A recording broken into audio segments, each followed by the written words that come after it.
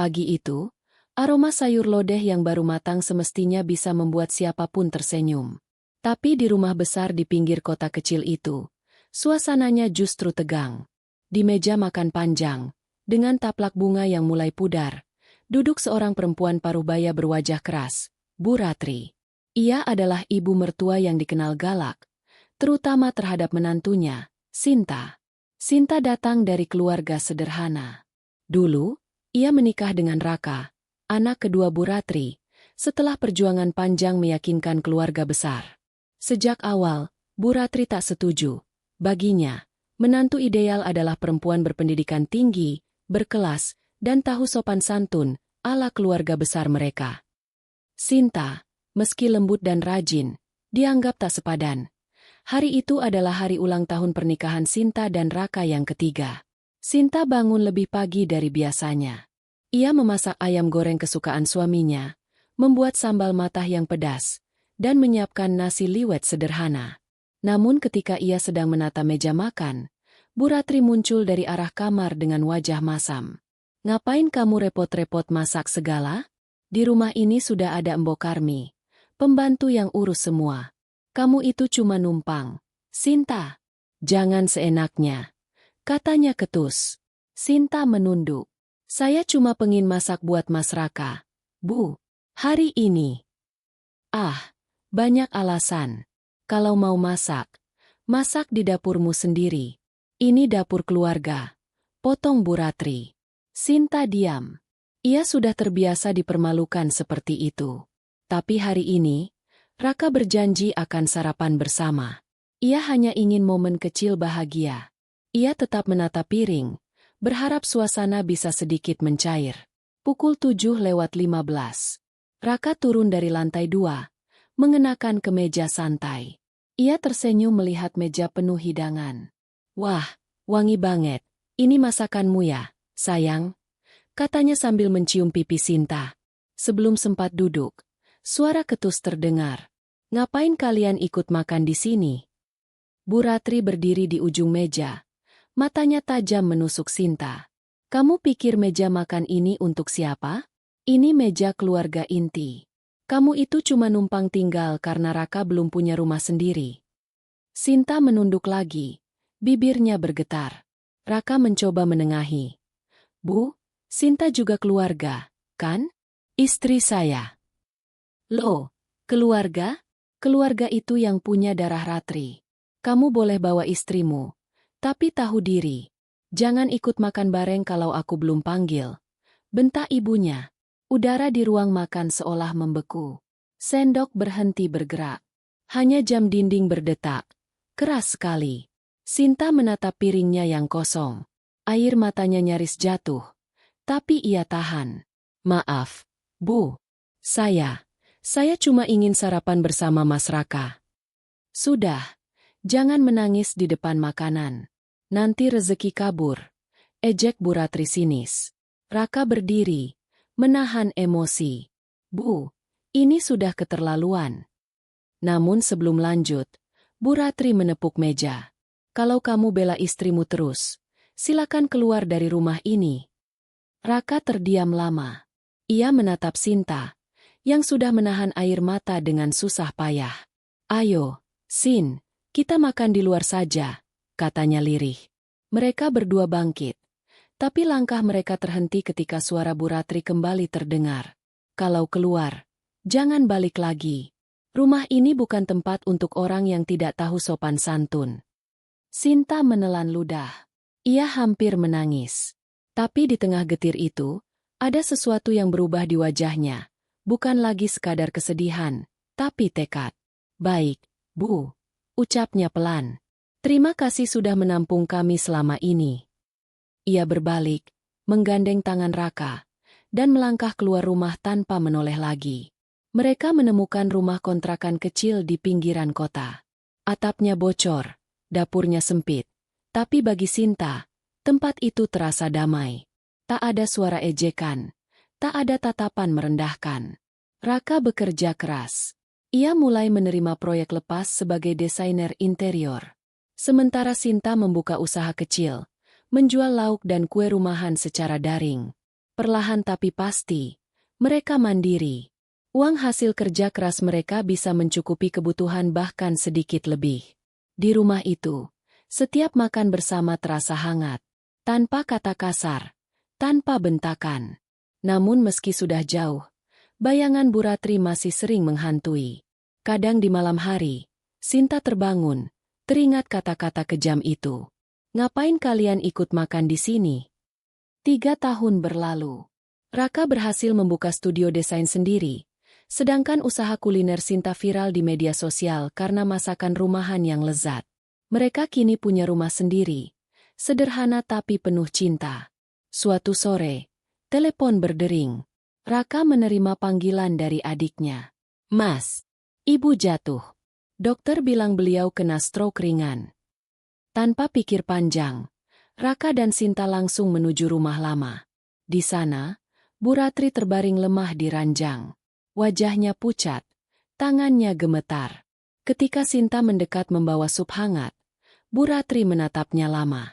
Suaranya serak, pelan sekali. "Kamu, kenapa datang? Bukankah dulu aku usir kamu?" Sinta tersenyum lembut. "Saya masih keluarga, Bu. Dan keluarga tidak akan meninggalkan satu sama lain, meski disakiti." Bu Ratri terdiam.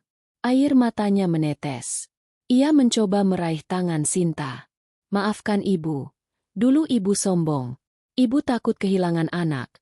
Tapi malah melukai orang yang tulus." Sinta menggenggam tangannya erat. "Sudahlah, Bu. Yang penting sekarang ibu sehat." Untuk pertama kalinya, meja makan di rumah itu kembali terisi oleh mereka bertiga. Raka, Sinta, dan Bu Ratri. Tanpa ejekan, tanpa bentakan. Hanya suara sendok dan tawa kecil di antara mereka. Sejak hari itu, Bu Ratri tinggal bersama mereka. Ia sudah tak sekuat dulu, tapi hatinya jauh lebih lembut. Kadang ia membantu Sinta menyiapkan lauk, atau hanya duduk di teras sambil melihat cucu kecilnya bermain. Suatu hari, saat mereka makan malam, Bu Ratri berbisik. "Dulu ibu pernah bilang, ngapain kalian ikut makan di sini? Sekarang ibu sadar, yang ibu usir waktu itu bukan cuma kalian, tapi juga kebahagiaan sendiri." Sinta tersenyum. "Sekarang kita makan bersama lagi, Bu. Berarti tak ada yang hilang. Cuma butuh waktu untuk kembali." Beberapa bulan setelah Bu Ratri pindah ke rumah Raka dan Sinta, suasana terasa jauh lebih tenang. Tak ada lagi bentakan di pagi hari. Tak ada lagi sindiran tajam setiap kali Sinta memasak. Namun, di hati Sinta, masih tersisa sedikit luka. Luka yang tak sepenuhnya hilang meski sudah dimaafkan. Setiap kali ia menata meja makan, ia teringat masa lalu, hari di mana Bu Ratri mengusirnya dengan kata-kata yang menusuk hati. Ia tak pernah membalas dendam, tapi kadang, saat sendirian di dapur, air matanya menetes tanpa disadari. Suatu malam, ketika Raka sudah tertidur, Sinta duduk di ruang makan sambil memandangi piring-piring kosong. Bu Ratri muncul pelan, berjalan tertatih dengan tongkat kayu. "Kamu belum tidur, Nak?" tanyanya lembut. Sinta tersenyum, tapi matanya sembab. "Belum, Bu. Lagi mikirin menu besok." Bu Ratri mendekat, duduk perlahan. "Kamu masih ingat?" "Ya, ucapan ibu dulu." Sinta terdiam. "Ibu tahu, meski kamu bilang sudah maafkan, tapi hati itu gak bisa bohong," lanjut Bu Ratri dengan suara bergetar. "Ibu dulu terlalu keras. Ibu pikir dengan galak, keluarga bisa disiplin. Ternyata ibu malah menghancurkan suasana rumah sendiri." Sinta menggenggam tangan mertuanya. "Semua sudah berlalu, Bu. Saya juga belajar dari situ. Kalau kita ingin keluarga bahagia, bukan keras yang dibutuhkan, tapi kasih." Air mata Bu Ratri jatuh, mengalir di pipinya yang mulai keriput. "Kamu jauh lebih bijak dari ibu, Sinta, jauh sekali." Waktu berlalu. Raka dan Sinta kini punya anak perempuan berusia 5 tahun, Naila, yang ceria dan cerdas. Suatu hari, kabar buruk datang. Studio desain Raka kebakaran karena korsleting listrik. Seluruh dokumen dan komputer rusak. Klien pergi satu persatu. Dalam seminggu, Semua berubah. Raka murung, jarang bicara, dan duduk lama di depan jendela. Melihat itu, Bu Ratri mencoba menenangkannya. Rak, kamu tahu, dulu ibu sering bilang kamu gak akan sukses kalau terlalu lembek. Tapi sekarang ibu tahu, kamu cuma manusia. Jatuh itu wajar. Raka tersenyum tipis. Saya cuma takut, Bu, gak bisa menafkahi keluarga. Sinta memegang bahunya. Selama kita masih bersama, rezeki bisa dicari lagi. Dulu kita pernah mulai dari nol, kan? Bu Ratri menatap mereka berdua. Pasangan yang dulu ia rendahkan, kini justru menunjukkan arti sejati dari keteguhan. Dalam hatinya, ia berbisik lirih. Inilah rumah yang sebenarnya. Bukan rumah besar, tapi hati yang besar. Beberapa bulan kemudian, Bu Ratri jatuh sakit lebih parah. Dokter bilang, kali ini bukan stroke ringan, tapi komplikasi akibat tekanan darah dan jantung. Ia dirawat di rumah sakit selama 2 minggu. Di setiap malam, Sinta selalu menemaninya, mengganti handuk, mengelap keringat, menyuapi bubur, bahkan menyisir rambutnya. Suatu malam, saat lampu ruangan redup, Bu Ratri membuka matanya pelan dan berbisik. Sinta. Iya, Bu. Dulu, waktu ibu ngomong, ngapain kalian ikut makan di sini? Ibu pikir ibu sedang melindungi harga diri keluarga. Tapi ternyata, ibu cuma menutup pintu buat kasih sayang. Sinta menggenggam tangannya. Bu, jangan bicara begitu. Semua orang pernah salah. Yang penting sekarang ibu beristirahat. Kalau nanti ibu sudah nggak ada, jaga Raka, jaga Naila. Dan tolong jangan pernah berhenti masak di meja makan itu. Biar meja itu tetap hidup, penuh tawa. Sinta tak sanggup menahan air mata. Ia mengangguk pelan. Janji, Bu. 2 minggu setelahnya, pagi itu tenang. Burung-burung berkicau di halaman. Tapi di kamar, Bu Ratri terbaring diam dengan senyum tipis di wajahnya. Ia telah pergi, dalam tidur, dengan damai. Sinta menangis, tapi di balik air matanya ada rasa syukur, karena luka lama sudah sembuh sebelum perpisahan tiba. Pemakaman berlangsung sederhana. Banyak tetangga datang, dan semua memuji betapa Bu Ratri berubah menjadi orang yang lembut di masa tuanya. Raka berdiri di samping pusara, memegang tangan istrinya. Dia akhirnya damai, Sinta mengangguk. Iya, Bu Ratri sudah pulang dengan tenang. Setahun kemudian, Raka dan Sinta membuka warung kecil bernama Meja Ratri, tempat makan dengan konsep rumahan. Di dindingnya tergantung foto Bu Ratri yang tersenyum. Di bawah foto itu tertulis kalimat, "Ngapain kalian ikut makan di sini?" Jawabannya, karena makan bersama itu bentuk cinta yang paling sederhana. Warung itu ramai dikunjungi orang. Banyak pelanggan yang datang bukan hanya untuk makan, tapi juga untuk merasakan kehangatan keluarga yang jarang mereka temui di rumah masing-masing. Naila sering membantu di kasir kecil, sementara Sinta sibuk di dapur, memasak dengan penuh cinta. Dan setiap kali aroma masakan menyebar ke seluruh ruangan, Sinta bisa merasakan kehadiran mertuanya, bukan lagi dalam bentuk ketakutan, tapi kasih yang mendalam. Malam itu, setelah warung tutup, Sinta duduk di meja makan kayu tua yang dulu mereka bawa dari rumah lama. Ia menatap kursi kosong di ujung meja, lalu tersenyum kecil. Bu, bisiknya, kalau ibu masih di sini, saya yakin ibu pasti ikut makan bersama kami.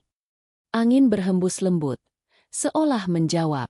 Dan di keheningan itu, Sinta tahu, setiap kali seseorang makan dengan tulus, setiap kali keluarga berkumpul di meja yang sama, cinta yang dulu pernah terpecah, kini sudah utuh kembali.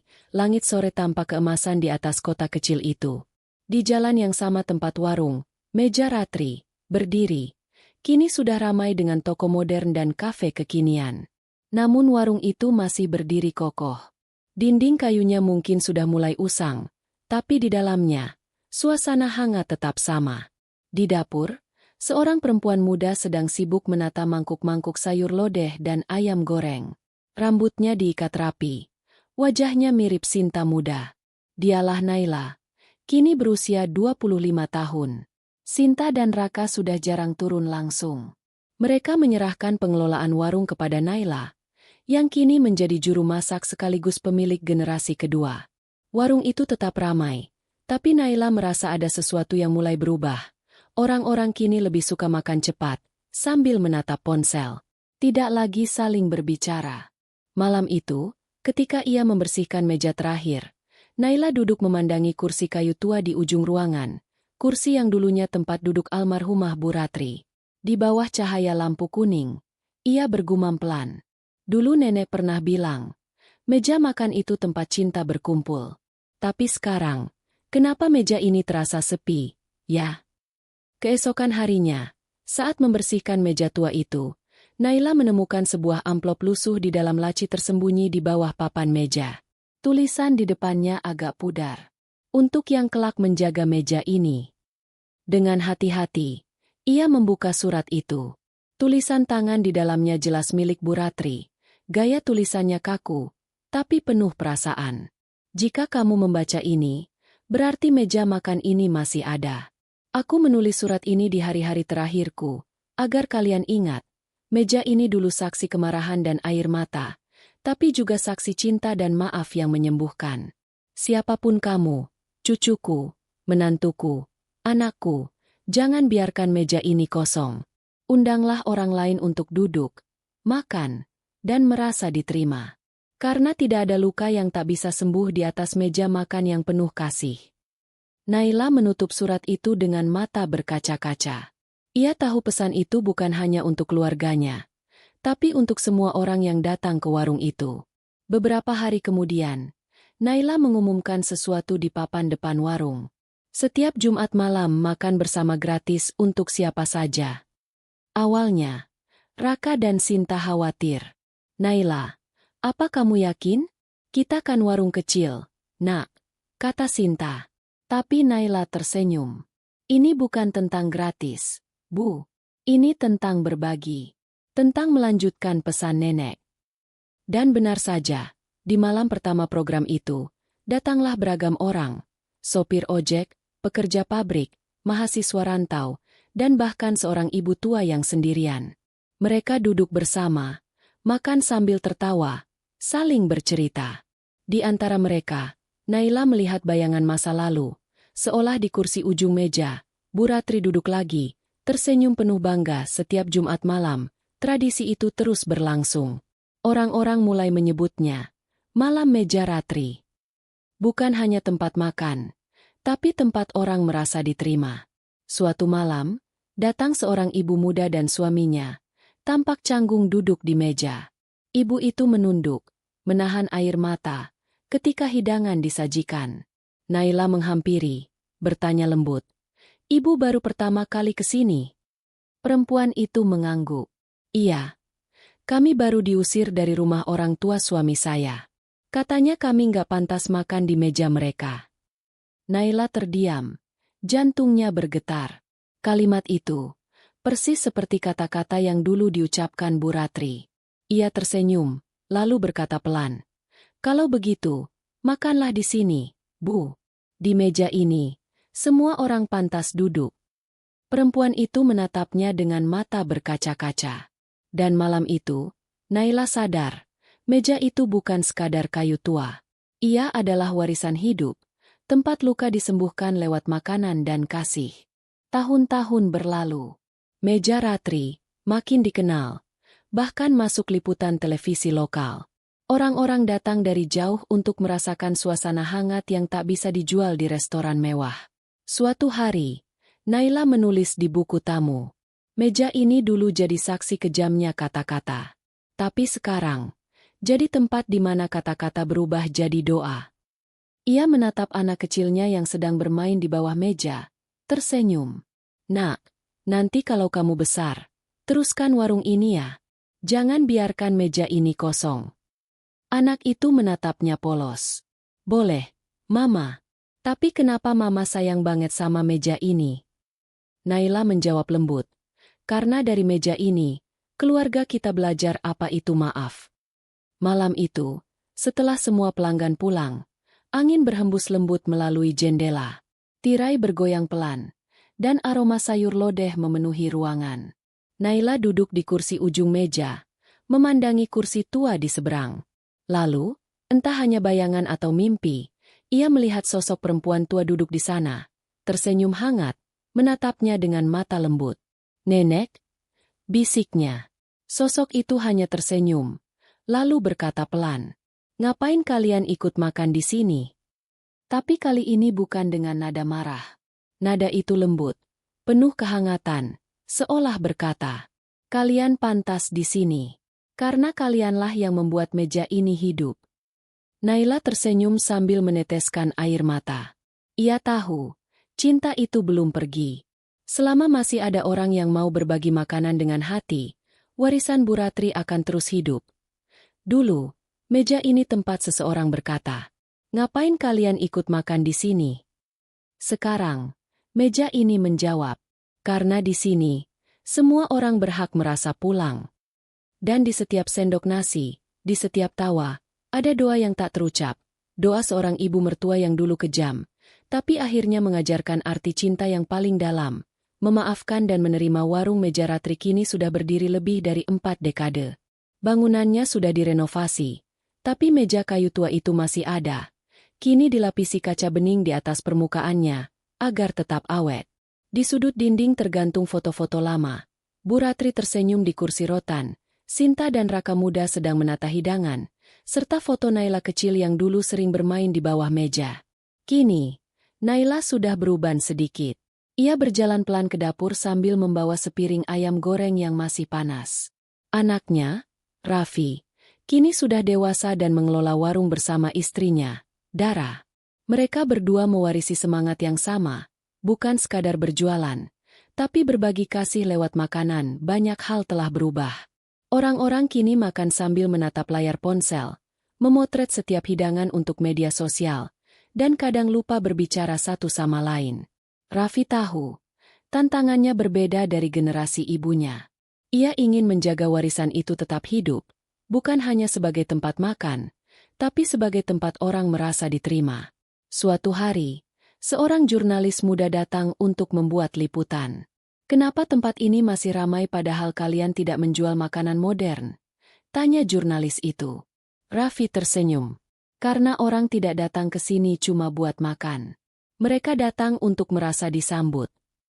Jurnalis itu terdiam, mencatat kata-kata itu dengan wajah kagum. Suatu malam, saat Raffi membersihkan meja tua itu, ia melihat bagian bawahnya mulai lapuk. Saat ia memeriksa, ternyata ada celah kecil di bawahnya. Di sana, terselip selembar kertas tua lain, tulisan tangan yang samar, tapi masih terbaca. Tulisan itu milik Sinta. Ia menulis surat itu bertahun-tahun lalu, tak lama sebelum meninggal. Untuk siapapun yang nanti menjaga meja ini. Meja ini bukan milik keluarga Ratri saja. Ia milik semua orang yang pernah merasa tidak diterima, tapi akhirnya menemukan tempat untuk pulang. Kalau suatu hari dunia jadi dingin dan orang-orang lupa cara duduk bersama, panggil mereka kembali ke meja ini. Biar mereka ingat bahwa cinta tidak perlu mewah, cukup dihidangkan dengan sepiring nasi hangat. Raffi menggenggam surat itu lama. Air matanya jatuh tanpa sadar. Ia tahu, pesan itu kini menjadi tanggung jawabnya. Raffi dan Dara lalu menciptakan program baru, Meja Tanpa Nama. Setiap malam minggu, meja panjang di tengah warung disiapkan untuk siapapun yang ingin makan bersama tanpa memandang status. Tidak ada reservasi, tidak ada daftar tamu, hanya kursi kosong dan makanan hangat. Di meja itu, duduklah beragam orang, anak muda yang merantau, pasangan lansia, pekerja malam, bahkan orang-orang yang baru saja kehilangan pekerjaan. Mereka saling bercerita, saling mendengarkan. Dan ketika mereka makan bersama, tawa mulai muncul. Raffi memperhatikan dari jauh, tersenyum. Ia merasa seolah meja itu hidup, seperti dulu, ketika nenek buyutnya, Bu Ratri, pertama kali berubah karena sebuah hidangan sederhana. Suatu malam, ketika warung sudah sepi dan lampu hendak dimatikan, Dara berkata pelan, "Mas, lihat deh." Di depan pintu, di bawah cahaya remang, tampak bayangan samar, seperti sosok perempuan tua dengan kebaya sederhana. Ia berdiri memandangi meja makan, tersenyum lembut. Raffi terdiam. "Itu Nenek. Darah hanya menggenggam tangannya. Mungkin iya. Mungkin hanya kenangan yang datang menengok. Mereka tidak takut. Justru hangat. Sosok itu melangkah pelan, seolah duduk di kursi tua di ujung meja, lalu perlahan menghilang. Namun sebelum lenyap, suara lembut terdengar di antara desir angin malam. Ngapain kalian ikut makan di sini? Tapi kali ini, bukan teguran. Nada itu penuh kasih, seperti undangan untuk terus melanjutkan tradisi cinta di atas meja itu, tahun-tahun berlalu lagi. Warung Meja Ratri kini menjadi tempat legendaris di kota itu. Setiap pendatang baru akan disambut dengan cerita yang diwariskan turun-temurun, tentang seorang ibu mertua yang dulu kejam, tapi berubah menjadi sumber kasih yang abadi. Di sekolah-sekolah, kisah itu diajarkan sebagai contoh rekonsiliasi keluarga. Di buku kuliner nasional, Meja Ratri disebut sebagai tempat makan yang mengajarkan arti maaf. Dan setiap tahun, pada tanggal ulang tahun warung, keluarga besar Ratri berkumpul. 3 generasi duduk di meja yang sama. Mereka makan bersama, berbagi cerita, dan mengenang masa lalu dengan tawa, bukan lagi air mata. Suatu malam, Raffi menulis di buku tamu digital yang kini selalu ia simpan di warung. Dulu, satu kalimat bisa memecah keluarga. Tapi sekarang, meja ini membuktikan, satu suapan bisa menyatukan dunia. Ia memandang meja itu lama, lalu berbisik pelan.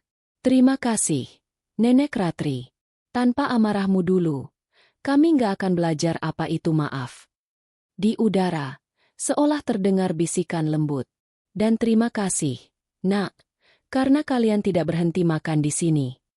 Beberapa dekade kemudian, di generasi keempat, meja itu masih ada. Sudah diganti sebagian kayunya, tapi bagian tengahnya tetap sama. Bagian yang dulu menyerap air mata Sinta, tumpahan sambal, dan jejak tangan kecil Naila. Orang-orang masih datang, dari jauh maupun dekat.